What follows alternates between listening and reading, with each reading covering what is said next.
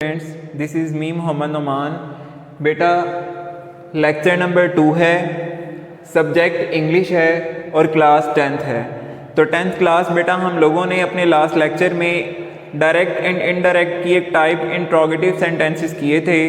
Interrogative sentences को करने के बाद बेटा आज हमारी इम्पेरेटिव सेंटेंसेस को करने की बारी है। इम्पेरेटिव सेंटेंसेस की जानिब चलते हैं तो देखते हैं कि इम्पेरेटिव सेंटेंसेस क्या होते हैं। सबसे पहले नंबर पर तो हमें इम्पेरेटिव सेंटेंसेस का मीनिंग पता होना चाहिए कि इम्पेरेटिव का मतलब क्या होता है। इसका मतलब होता है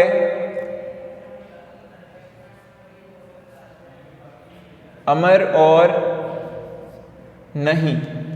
ठीक है, अमर का मतलब क्या होता है? अमर का मतलब होता है हुक्म देना,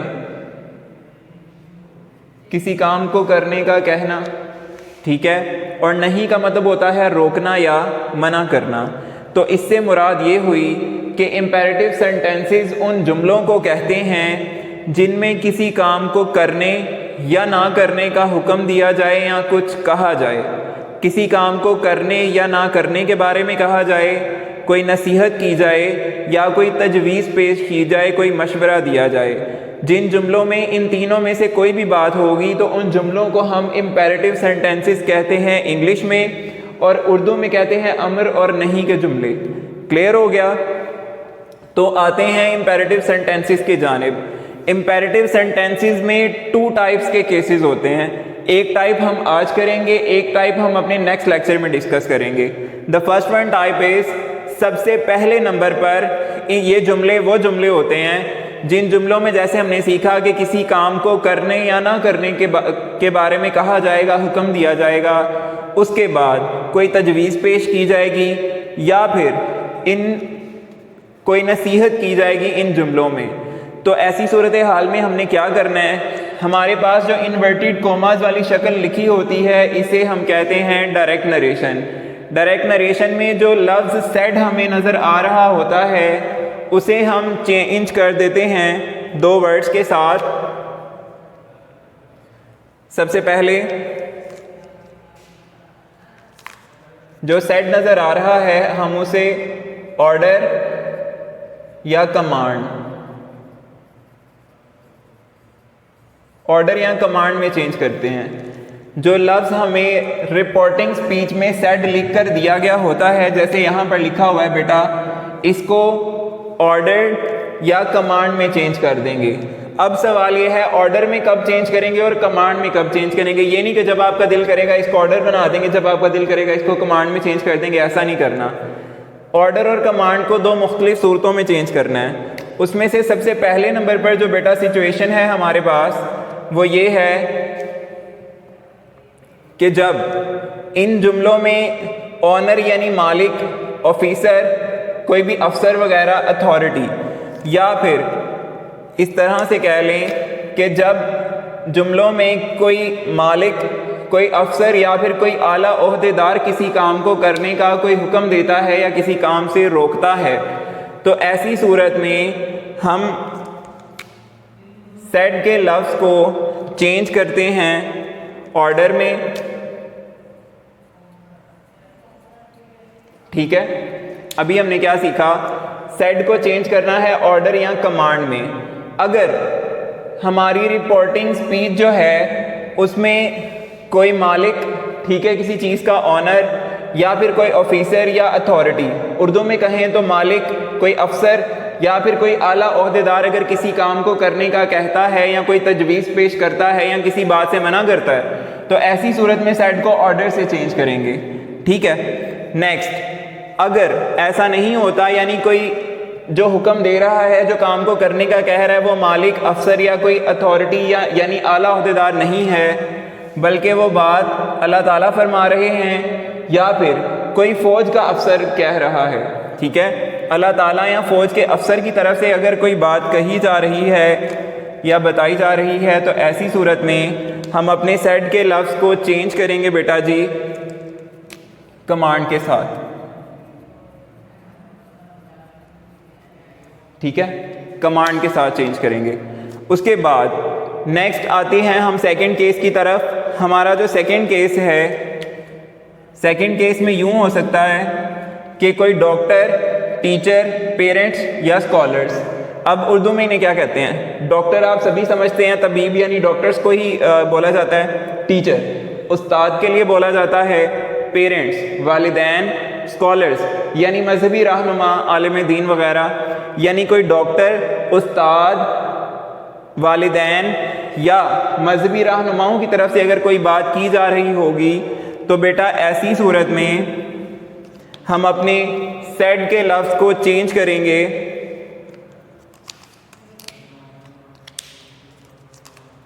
एडवाइज में। किसमें? एडवाइज में। अगर डॉक्टर, कोई भी उस्ताद यानी टीचर, पेरेंट्स यानी वालिदैन, स्कॉलर्स यानी मजहबी रहनुमाओं की तरफ से बात की जा रही होगी तो फिर हम सेड को चेंज करेंगे एडवाइज में। लेकिन अगर किसी सर्वेंट या एम्प्लॉय वगैरह से बात की जा रही होगी, यानी किसी नौकर से या अपने मातहत से आप बात कर रहे हैं, तो ऐसी सूरत में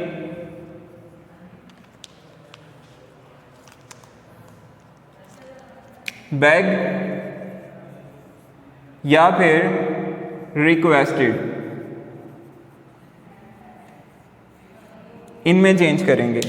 ठीक है, मैं दोबारा से रिवाइज कर रहा हूँ, गौर से सुनिएगा। इनमें जो है बेसिकली 3 चेंजेस होती हैं।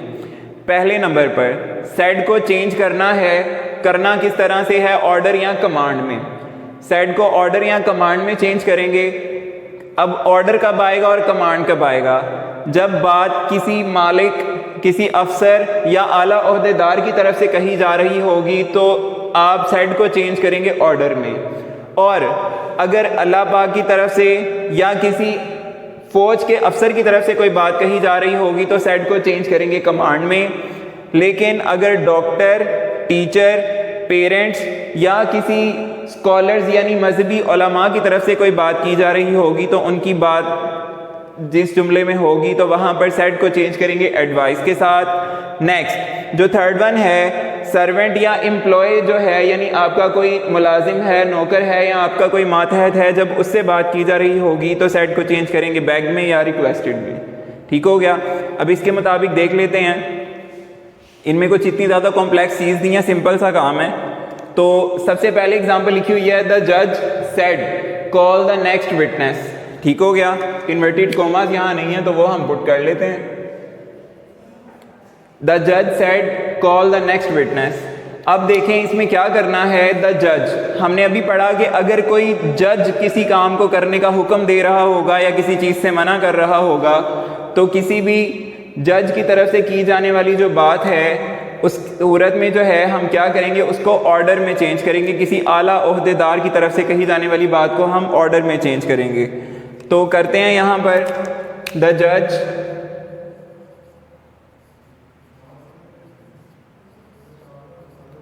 सेड। सेड है सेकंड फॉर्म, तो ऑफ कोर्स बात है कि ऑर्डर की भी सेकंड फॉर्म आएगी ऑर्डर्ड। ठीक है, ऑर्डर्ड। अब उसके बाद आपने क्या करना है, एक और काम को जहन में रखना है। इन्वर्टेड कॉमास को ख़त्म करके हम अमूमन डैट लगाते हैं, लेकिन ऐसी सूरत में आपने डैट नहीं लगाना बल्कि लगाना है टू, और आगे डायरेक्टली जिसे कहा जा रहा है लिखा जाएगा कॉल दी नेक्स्ट विटनेस। इनमें चेंजिंग वाली एज इट इज़ कोई चीज़ नहीं थी, बस यही था। ठीक हो गया।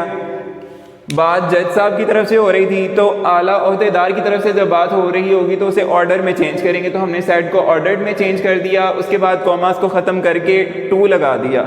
ठीक है, टू के बाद डायरेक्टली जिन्हें कहा जा रहा है वो सारी की सारी स्टेटमेंट आपने एज इट इज़ पुट कर दी यहाँ पर। अब इसके बाद एक चीज़ और याद रखें क्लास, आगे सेकंड फॉर्म, थर्ड फॉर्म जो भी लगा हो, ING वाली फॉर्म भी लगी हो, लेकिन टी और टू के बाद हमेशा फर्स्ट फॉर्म आती है, सेकंड थर्ड फॉर्म नहीं आती। तो यहाँ पर तो ऑब्वियस बात है फर्स्ट फॉर्म ही लिखी हुई थी कॉल, अगर कॉल्ड भी होता तो भी उसको कॉल ही बना देते, फर्स्ट फॉर्म CALL कॉल। तो ये फर्स्ट एग्जाम्पल कंप्लीट हो गई है। उसके बाद बारी है हमारी सेकेंड एग्जाम्पल की। सेकेंड एग्जाम्पल की तरफ चलते हैं। The doctor said to the patient take complete rest and follow my direction. इसमें देखते हैं क्या करना है। लिखा हुआ है the doctor,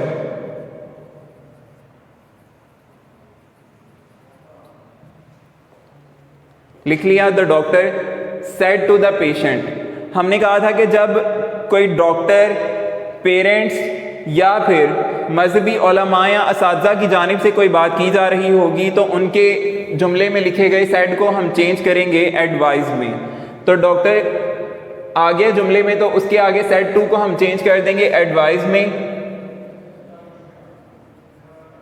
the doctor advised, second form है ना सेड, तो उसी के हिसाब से यहाँ भी सेकेंड फॉर्म आएगी एडवाइज्ड। उसके बाद लिखा हुआ है द पेशेंट, ये एज इट इज रहेगा, ये चेंज नहीं होगा, सॉरी पेशेंट्स।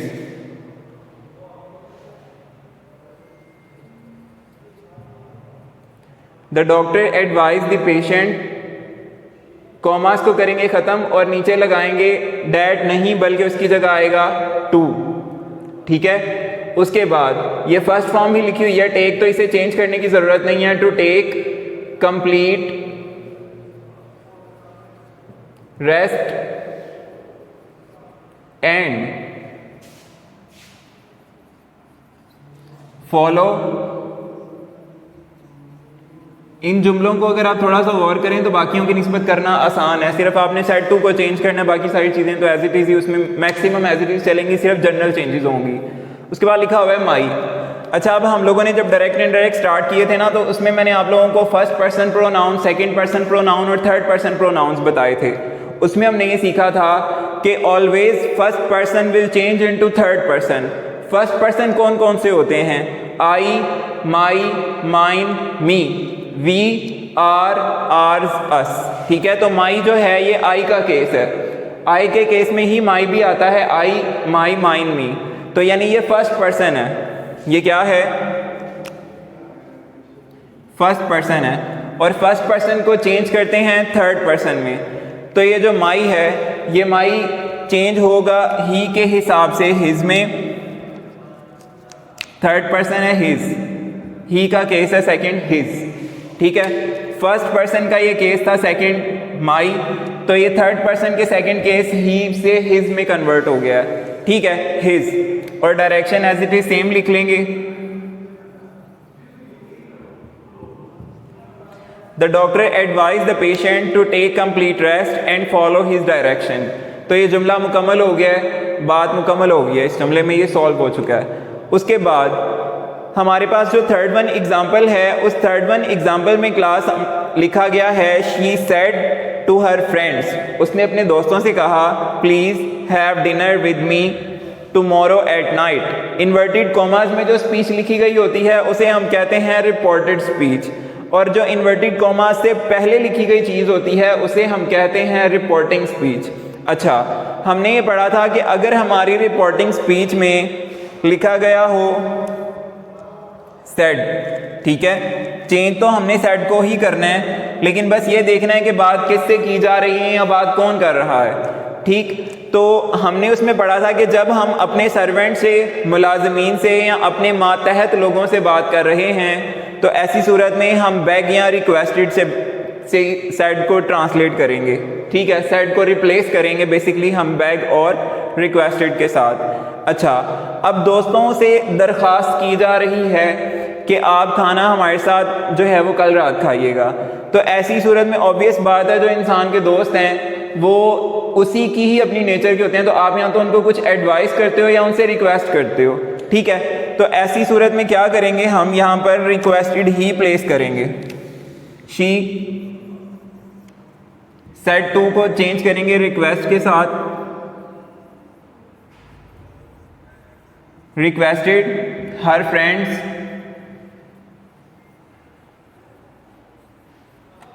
ठीक। कॉमास को किया खत्म, कॉमास को खत्म करके इन जुमलों में डैट नहीं आता बल्कि हम लगाते हैं टू। टू के बाद अगर प्लीज वगैरह जैसे वर्ड्स होंगे तो इनको भी खत्म कर दिया जाएगा, क्योंकि ऑलरेडी हम रिक्वेस्टेड लिख चुके हैं, इसके बाद प्लीज के वर्ड की कोई गुंजाइश मौजूद नहीं है, ठीक है। तो प्लीज खत्म हो गया, इन्वर्टेड कॉमास को खत्म करके टू लगा दिया और बाकी आगे सब कुछ सेम रहेगा। अच्छा, हमने एक चीज पढ़ी हुई है कि हम हैज हैव को चेंज करते हैं किसमें, हैड में।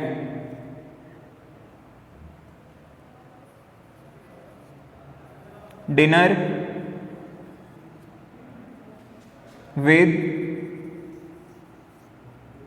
अब आगे जो है मी लिखा हुआ है, तो मी के हिसाब से हमने क्या करना है, यहाँ पर मी जो है वो केस है आई का, यानी फर्स्ट पर्सन का। फर्स्ट पर्सन को हम बना देते हैं थर्ड पर्सन, ठीक है। तो शी के हिसाब से थर्ड पर्सन में हर लगेगा, विद हर टुमारो, बल्कि टुमारो को हम ट्रांसलेट करते हैं द नेक्स्ट डे, क्योंकि डायरेक्ट इनडायरेक्ट के रूल्स में ये चीज़ शामिल है। टुडे को हम चेंज करते हैं डेट डे में, और यस्टरडे को चेंज करते हैं द डे बिफोर में, टुमारो को चेंज करते हैं द नेक्स्ट डे के साथ, ठीक है। तो टुमारो की जगह द नेक्स्ट डे लगा दिया, उसके बाद एट नाइट, इसमें चेंजिंग्स नहीं होंगी, ये एज इट इज सेम ही लिखा रहेगा। तो ये एग्जांपल हमारी सॉल्व हो गई। She requested her friends to have dinner with her the next day at night. Clear हो गया क्लास? आज हम लोगों ने इंपेरेटिव सेंटेंसेस स्टार्ट किए थे। इसकी बेसिकली 2 टाइप्स हैं। अब इसकी जो नेक्स्ट टाइप है वो लेट वाली है, let's go for a walk, ठीक है, लेट्स डू समथिंग एल्स वगैरह। उन जुमलों के आगाज में लेट का लफ्ज आता है, वो इसकी सेकंड टाइप है, वो हम नेक्स्ट लेक्चर में करेंगे। आज हमने लेट के बगैर वाले इंपेरेटिव जुमले किए हैं। इसमें बेसिकली हमारे पास 3 रूल्स हैं और 4 तरीके हैं उनको अप्लाई करने के, वही हमने बताया। मैं उन रूल्स को एक बार रिवाइज कर देता हूँ। रूल नंबर 1 है, सेड को आपने चेंज करना है ऑर्डर और कमांड में। इसके 2 हिस्से हैं। अगर बात किसी मालिक, किसी अफसर या किसी आला ओहदेदार की तरफ से की जा रही होगी, जो अथॉरिटी वाला बंदा होगा, पर्सन होगा, तो उसके केस में सेड को हम चेंज करेंगे ऑर्डर में। जैसे हमने जज था यहाँ पर, तो उसके लिए सेड को चेंज किया ऑर्डर्ड में। नेक्स्ट, उसके बाद हमने सीखा कि अगर बात अल्लाह ताला की जानिब से की जा रही होगी, हुक्म खुदाबंदी होगा, या फिर किसी फौज के अफसर की बात जो है हो रही होगी, तो ऐसी सूरत में हम जो है वो कमांड के साथ रिप्लेस करेंगे सेड को। उसके बाद सेकंड रूल में हमने देखा कि किसी डॉक्टर, उस्ताद, वालिदैन या मजहबी रहनुमाओं की तरफ से अगर कोई बात की जा रही होगी, तो ऐसी सूरत में हम से को चेंज करेंगे सेड को एडवाइज में। लेकिन उसके बाद हमने थर्ड रूल में ये पढ़ा कि सर्वेंट या एम्प्लॉय, यानी किसी नौकर, किसी मुलाजिम या फिर आपके किसी मातहत के साथ आपकी बात कर रहे हैं, तो ऐसी सूरत में जो है वो बेग या रिक्वेस्टेड का वर्ड लगाएंगे। एक इसमें चीज़ ऐड कर लें कि अगर आप किसी बात से मना कर रहे हैं किसी को, तो ऐसी सूरत में आप नेगेटिविटी के लिए फॉरबिड, अगर किसी बात से रोका जा रहा है, मना किया जा रहा है, तो ऐसी सूरत में आप फॉरबिड से ट्रांसलेट करेंगे, फॉरबिड से रिप्लेस करेंगे अपने सेड को। ठीक हो गया? उसके बाद देखें, लाइक फ्रेंड्स वगैरह हैं, बहन भाई हैं, तो ऐसी सूरत में भी जनरली रिक्वेस्टेड ही लिखा जाता है। जैसे यहाँ पर फ्रेंड्स का केस था, तो वहाँ पर हमने रिक्वेस्टेड के साथ उसको रिप्लेस किया। तो क्लास आज हमारा ये वाला जो फर्स्ट पार्ट है इम्पेरेटिव का, ये कंप्लीट हो गया है। कल इंशाल्लाह इसका जो लेट्स वाला सेकंड पार्ट है वो हम नेक्स्ट लेक्चर में, लेक्चर नंबर 3 में डिस्कस करेंगे। ये लेक्चर नंबर 2 हमारा मुकम्मल हो चुका है। अगर इसके हवाले से बेटा कुछ भी मुश्किल है, कुछ आपको समझ में नहीं आया, तो आप मुझसे पूछ सकते हैं। लेक्चर हुआ है मुकम्मल। मुझे दीजिए इजाज़त। अल्लाह हाफ़िज़।